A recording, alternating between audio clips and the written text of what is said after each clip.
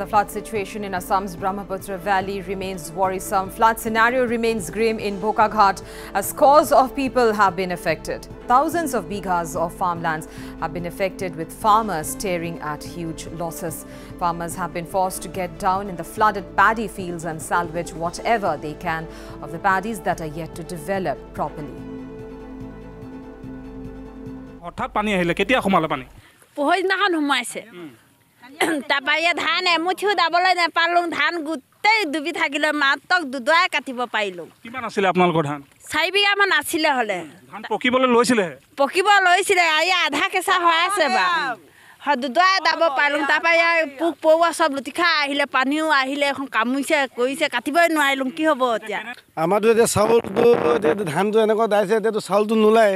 চাউলটো চব গুড়ামুড়ি হৈ যাব এতিয়াতো আমাৰ খাবলৈ অৱস্থাটো একেবাৰে বেয়া হ'ব মানুহ থাকিবলৈ অৱস্থা বেয়াই এতিয়া খোৱা বোৱা মানুহৰ শান্তি নালাগিব কাৰণ এইটো এতিয়া খুন্দুমুৰিকৈ ভাতটো খাব নোৱাৰে On the other hand, the Numaligarh region is facing heavy floods as well. Farmlands in Numaligarh are devastated by raging flood waters. Farmers here as well are also being forced to get down in flooded paddy fields and salvage the remaining floods from the rising flood waters. পানীয়ে আমাৰ ধান প্ৰত্যেকবাৰে জুনৰ লাষ্টত মানে আহে তেতিয়া আমি ধানখিনি ৰাইজে কিবা চপাই পেলাই আমৰিব পাৰোঁ এইবাৰ আমাৰ জুন মাহ 1-2 তাৰিখে মানে ধানখিনি চপাবলৈ শেষ নহওঁতেই আমাৰ ৰাইজক চব পানী আহি পেলাই গোটেই নষ্ট কৰি পেলাইছে এতিয়া আমি পানীত চব মানে